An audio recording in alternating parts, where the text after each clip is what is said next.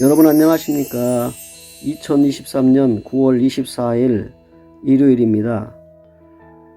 화창한 가을 날씨가 기분을 상쾌하게 하는 좋은 아침입니다. 오늘 영상을 통해서 한국자생출란의 그 꽃대의 수태와 화통 씌우기, 그리고 핵심 병충해 예방과 처방에 대해서 설명해 보려고 합니다.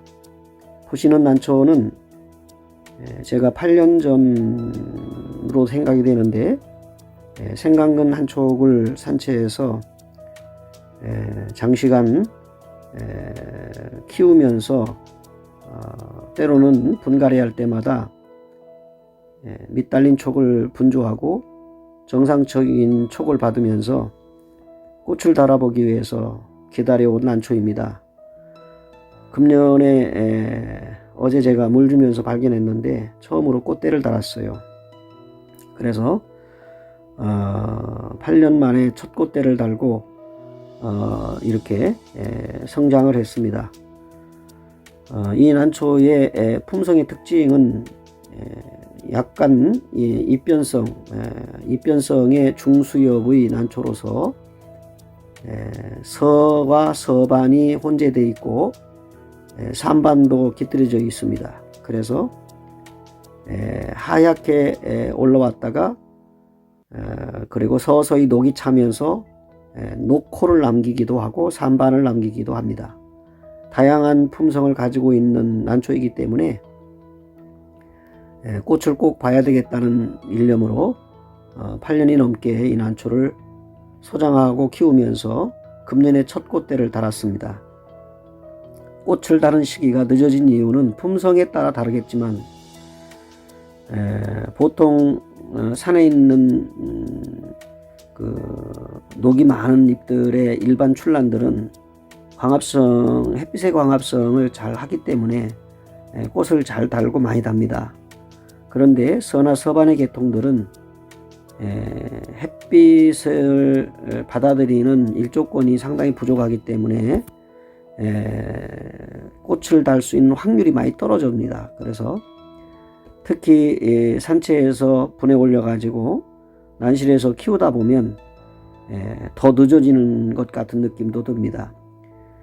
아무튼 이 난초가 가지고 있는 품성에 따라 어떤 꽃을 피워줄지 궁금한 나머지 오랜 기간 동안 같이 함께 하면서 드디어 금년에 첫 꽃을 달았는데, 제가 화장토를 부어보지 못하고 아직 성장기이기 때문에 스트레스를 받으면 성장하고 있는 신화가 멈출까 걱정이 되고, 또 뭐 병충해 관련해서도 그렇습니다만, 일단 대주가 되었기 때문에 꽃을 달 수 있는 확률이 높기 때문에 미리 선제 조치로 수태를 씌웠다가 이제 오늘 이렇게 수태를 벗겨 보니까 꽃대가 올라오고 있습니다. 좀 일찍 올라오는 꽃대도 있고 좀 늦게 올라오는 꽃대도 있는데, 일단 보이는 것은 지금 손가락 한 마디 정도 올라왔기 때문에 화통을 씌워야 될 시기가 됐습니다. 나중에 올라오는 것은 이제 수태를 씌워 놨다가 10월 달쯤에 다시 한번 확인해 보고 늦게 올라오는 꽃대를 다시 화통을 씌워야 되겠지요. 현재로는 수태를 씌우고 올라온 꽃대를 화통을 씌우는 작업을 해 보겠습니다. 영상의 난초가 여배품으로도 손색이 없습니다. 그래서 전시회도 한번 출품을 했었는데 그때는 이제 촉수가 좀 부족했지요. 어쨌든 자태가 좋고 중수엽의 자태가 좋고 잎변성이고 또 문양이 있는 난초이기 때문에 여배로서 충분히 전시의 작품으로 가능합니다.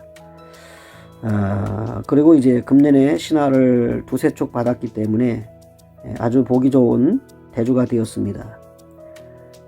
꽃은 신화에서 달지 않고 모촉 내지는 2, 3년 된 모촉에서 꽃을 답니다.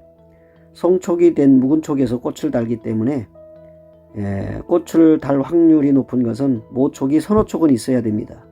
그리고 신화를 받고 이런 과정을 거쳐야 되겠지요. 또 봄가을로 분갈이 하면서 밑다른 촉은 또 분촉을 해서 따로 키워야 됩니다. 그렇지 않으면 난초 전체를 보기 좋지 않게 버려지게 됩니다. 작품성이 떨어지지요. 또 병에 취약하기도 하고, 그래서 그 과정을 거치다 보니까 긴 세월이 지난 것입니다. 어쨌든 이 난초가 첫 꽃을 다른 것에 대한 어떤 기쁨과 보람도 있습니다. 화분수는 많은데 이 꽃을 꽃에 달기 위해서 분촉을 밑다른 촉만 하고 계속 키우다 보니까 올해 첫 꽃을 달았네요. 어떤 꽃을 피워줄지 사뭇 기대가 됩니다. 일단은 이 꽃의 그 정확한 여배와 화해의 품성을 보기 위해서 끝까지 이렇게 함께 했던 시간들이 파르나마처럼 지나쳐갑니다. 산채해서 꽃을 달기까지 상당한 기간이 걸린다는 것을 또 확인해주는 증명이기도 합니다.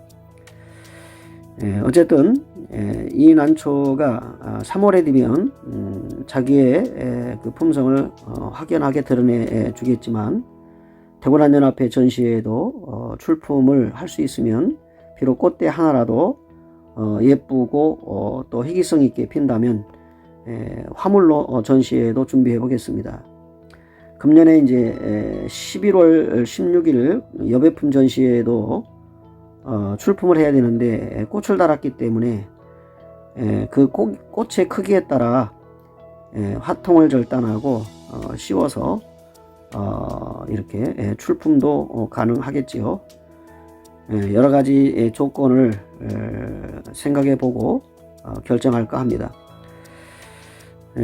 한국자생출란의 다양한 품종의 다양한 꽃들과 여배가 산채인들에 의해서 산에서 채집이 되고 분해서 키워져서 그 시기와 그 전시회에 따라서 화해와 여배로서 잘 길러진 난초들이 출품되는 것을 보면 그 에란인들의 노고와 수고가 대단하다 하는 말씀을 드리고 찬사를 드립니다.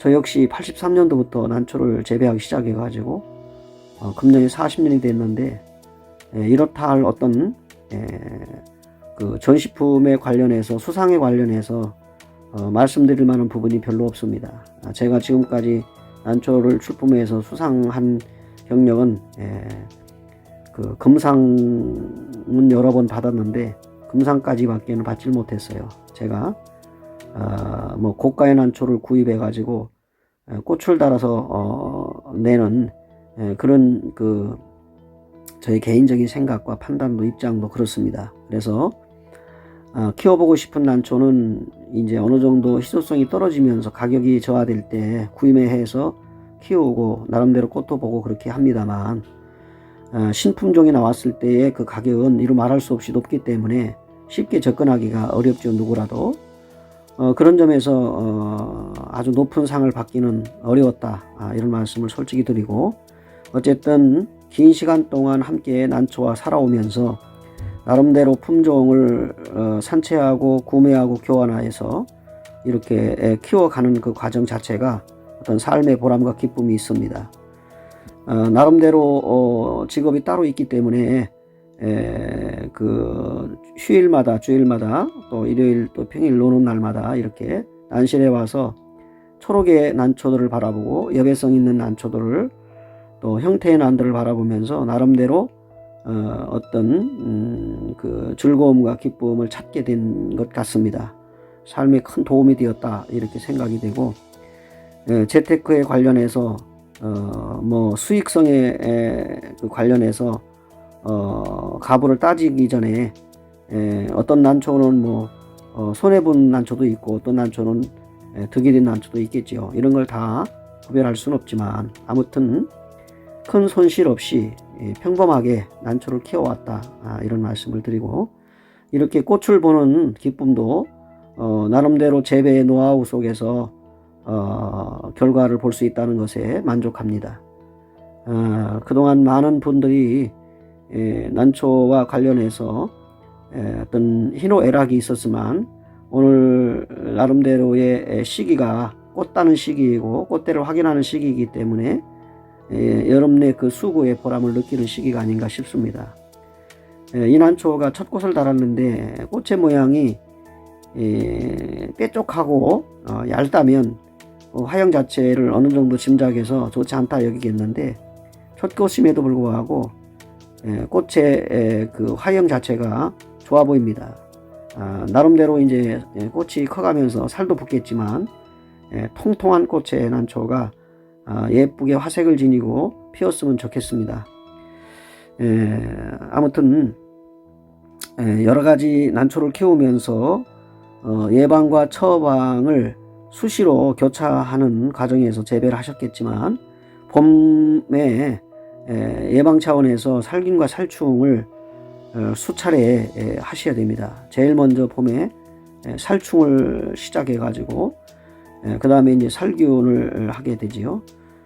자, 이제 보시는 난초 화면에 이것이 화통입니다. 화통. 화통이 이제 준비가 다 되어 있어야 되고 여러 가지 화통이 있는데 이 화통의 장점은 부드럽습니다. 그리고 신축성이 있어요. 그래서 꽃눈이 겹쳐서 달리면 딱딱한 것은 끼우기 어렵죠. 이것은 신축성이 있기 때문에 누르면 오므라듭니다. 그래서 같이 끼워도 큰 무리가 생기지 않습니다. 이렇게 꽃대에다가 화통을 이렇게 위에서 아래로 씌웁니다. 화통을 그 꽃 위에 이렇게 씌웁니다. 화통을 씌우면 화통 끝이 바닥에 닿는 화통 끝이 화장토에 닿잖아요. 그렇게 되면 이것만 이렇게 씌워 놓으면 안 됩니다. 빛이 들어가지요. 왜냐면 이제 화장토가 여러 숫자의 알갱이로 되어 있기 때문에 빛이 들어갑니다. 그래서 이렇게 씌운 다음에 그 화통 주변에 수태를 감아줘야 됩니다. 그래야 빛이 차단됩니다. 빛이 차단돼야 이 녹을 밀어내고 화색이 제대로 발현되지요. 그래서 여기에 이제 이렇게 이제 수태망이라고 하는데 수태망은 색깔별로 여러 가지가 있는데 선택하시면 되고 흰색과 파란색 두 가지를 제가 쓰는데 이렇게 잘라 가지고 약 한 뼘 정도 길이로 잘라 갖고 벌려줍니다. 이렇게 벌려서 밑으로 화분 밑으로 끼워서 위로 올립니다. 위로 이렇게 올립니다.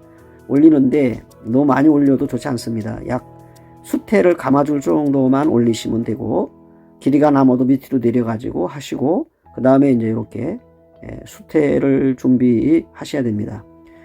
멸균 처리가 된 수입 수태입니다. 이거를 물을 뿌려서 촉촉하게 한 다음에 물기를 짜고 망 안에 아까 말씀드린 이제 화통 밑으로 빛이 들어가지 않도록 이렇게 넣어줍니다.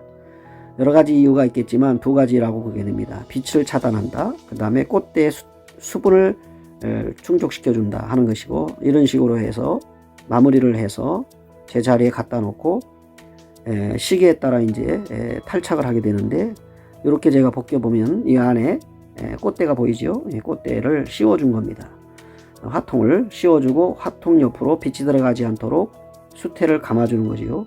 그 다음에 이제 수태가 흘러내리고 마르면 떨어지기 때문에 수태망을 씌워서 이제 보정을 해주는 거지요.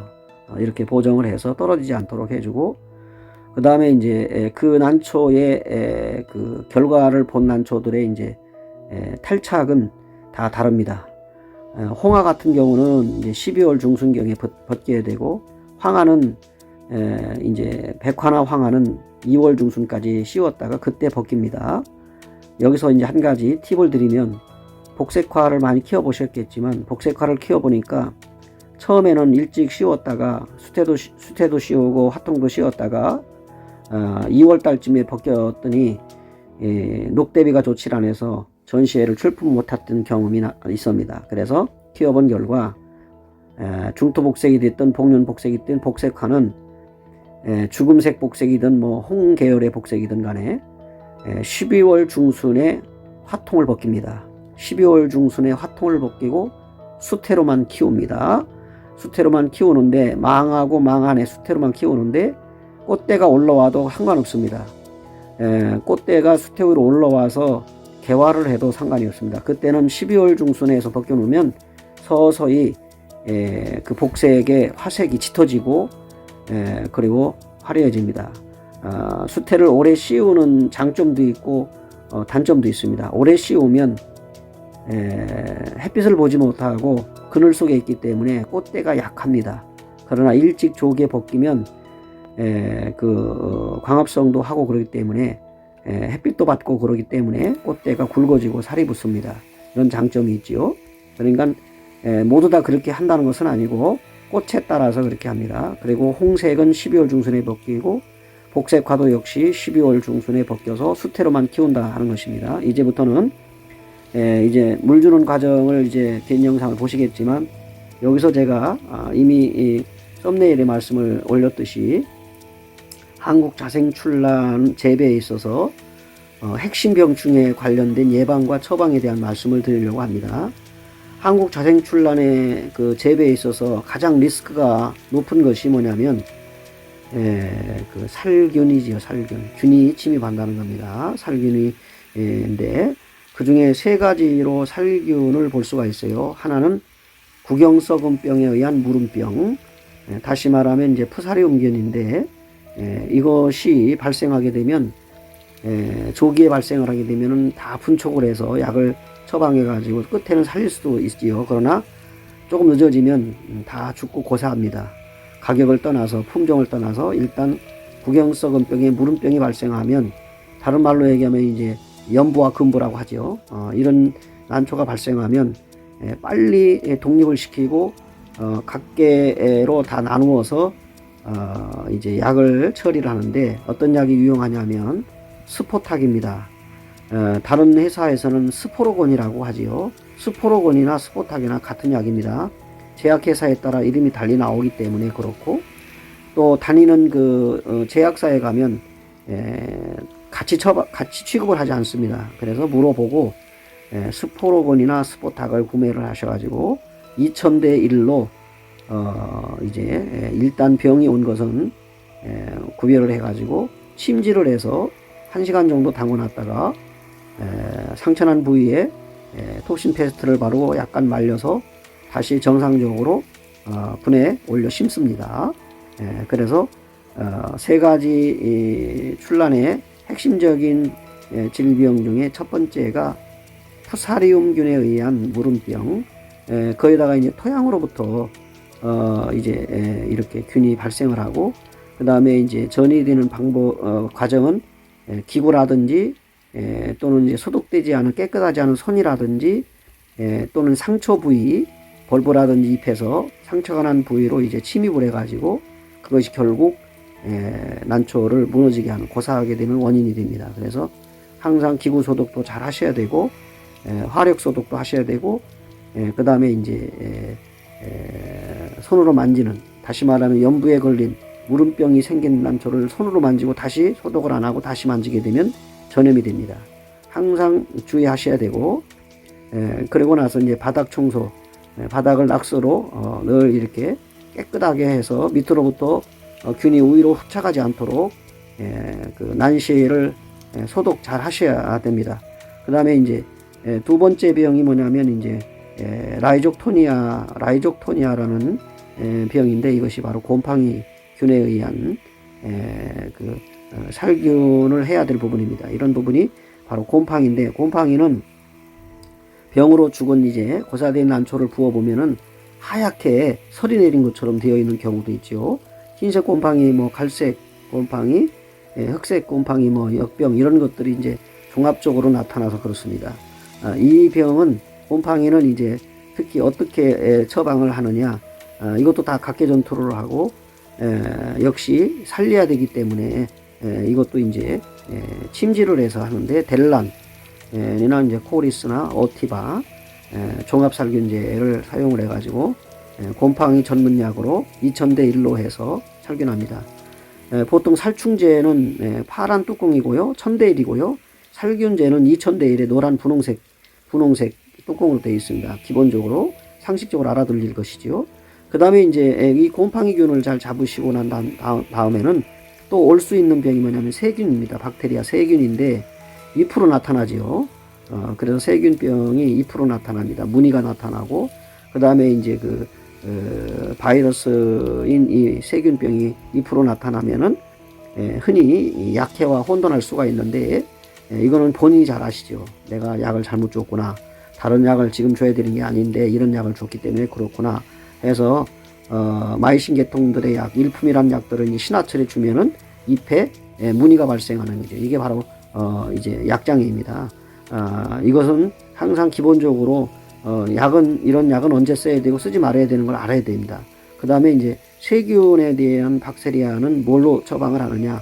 역시 이것도 분리를 해가지고 통에 담아서 프리엔을 줍니다. 1000대 1로 해가지고 프리엔을 처방을 해가지고 그 다음에 이제 살려서 다시 분해 올려가지고 심습니다. 이렇게 합니다. 그 다음에 이제 네 번째가 뭐냐, 충입니다. 충인데 충은 여러 가지가 있지요. 뿌리파리라든지 초파리 이런 것들, 그 다음에 응애, 진드기 뭐 이런 거, 그 다음에 깍지벌레 이런 것들 때문에 식물이기 때문에 충을 해야 됩니다. 충을 죽인다 그 말이죠. 그래서 이거는 겨울나기가 끝난 다음에 봄에 꼭 처리를 먼저 한 다음에 이제 살균에 들어가고 비료가 들어가는데, 그래서 비료나 살균보다는 충이 우선한다는 말씀을 제가 드렸어요. 그래서 이제 모든 농작물에 수확하시는 분들을 보면은 재배하시는 분들을 보면은 이제 봄에 주는 약이 따로 있습니다. 그래서 살충부터 한 다음에 이제 살균하시죠. 그래서 충을 반드시 하셔야 되는데 한 달에 한 번 정도 하시면 될 것 같고, 겨울에도 해야 됩니다. 하셔야 되고, 그 다음에 봄에도 꼭 처리를 하시고 시작해야 된다는 것이고, 그 다음에 이제 여기서 제가 한 가지 꼭 여러분들에게 말씀드리고 싶은 신화와 그 다음에 뿌리 이런 난초들을 건강하게 키워내는 방법 중에 하나는 뭐 어떤 힘으로 되지 않지요. 아무리 지혜가 있고 똑똑해도 식물은 약으로 비료로 이렇게 키워야 되고, 그 다음에 환경 조건을 갖춰줘야 되는 것이죠. 그 중에 제일 마지막으로 말씀드릴 것이 일종의 살균이라기보다는 이제 시비에 가까운 건데 트리코마니입니다. 트리코마니는 봄, 가을로 2차를 해주는데 1차는 관수를 이렇게 약으로 해서 관수를 해주고요. 넘치도록 위에서부터 주시고, 그 다음에 한 차례는 이제 스프레이로 이제 이렇게 하십니다. 그래서 봄에 2번, 가을에 2번 하는데 지금 할 때입니다. 그래서 이 트리코마니의 효능은 어떤 효능이 일어나느냐, 결과를 보면은 뿌리 활착이 좋고요. 뿌리가 희고 건강하게 활착을 잘하고 깨끗하고, 그 다음에 윤기가 납니다. 잎에 보면 윤기가 나요. 어떤 난실에 가보면 윤기가 없고 모촉들이 다 쓰러져 가는 것 같고 죽어가는 것 같아요. 그 다음에 이제 노대 현상들이 많이 일어나는 걸 봅니다. 자, 이런 것은 특별히 이제 조치를 해줘야 되고 예방 처방을 해줘야 될 부분을 안 했기 때문에 그래요. 그래서 트리코마니를 주면 잎도 윤기가 잘 흐릅니다. 그 다음에 신화가 발전해서 나오는데 폭과 길이가 모쪽보다 넓고 길어집니다. 이런 효능이 있어요. 그래서 트리코마니의 약을 꼭 이제 구매를 하셔가지고 주시는 것이 난초 재배에 유익하다, 효능이 있다 하는 말씀을 드립니다. 그래서 항상 여러분들의 난실에 난초들이 건강하고 그 다음에 신화철에는 더 잘 성장하고 발전한 난초들이 올라오고, 그 다음에 병충해가 잘 일어나지 않아서 그렇게 어떤 결과에 대한 보람과 기쁨이 있는 재배장 환경이 되시고, 또 여러분들의 노하우에 관련해서 약 처리, 비료 처리, 그리고 소독 이런 것들을 유심히 때에 따라 관심 있게 잘 하셔야 됩니다. 그래서 기구 소독 잘 하시라는 거고요. 바닥 낙스 청소 잘 하시라는 거고, 그 다음에 이제 분갈이 할 때 항상 주의하셔서 손을 잘 깨끗하게 하시고 만지셔야 됩니다. 병든 거 만지고 건강한 거 만지면 둘 다 죽습니다. 그 다음에 이제 화기소독 기구를 꼭 약품 처리 담궈가며 하시고 마지막에는 화기소독을 하시고 쓰시라는 거고요. 그 다음에 이제 물주기를 늦추시면 안 된다는 거. 여름에는 3일 만에, 비가 오면 4일 만에 꼭 주셔야 되고, 트리코마니는 약 주고 난 다음에 중간에 주셔야 됩니다.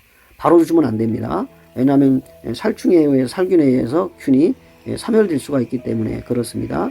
그래서 난시를 자주 가시기 때문에 물 주고 나서 3일, 4일 만에 주잖아요. 그러니까 중간에 스프레이를 하시고 또 트리코마니 주시고 이렇게 해서 봄에 2번, 가을에 2번, 1차는 관수, 2차는 스프레이 이렇게 하시면 건강한 난초를 키우실 수가 있을 것 같고 윤기 나는 난초, 신화가 발전해서 나오는 그런 모습을 보실 것입니다.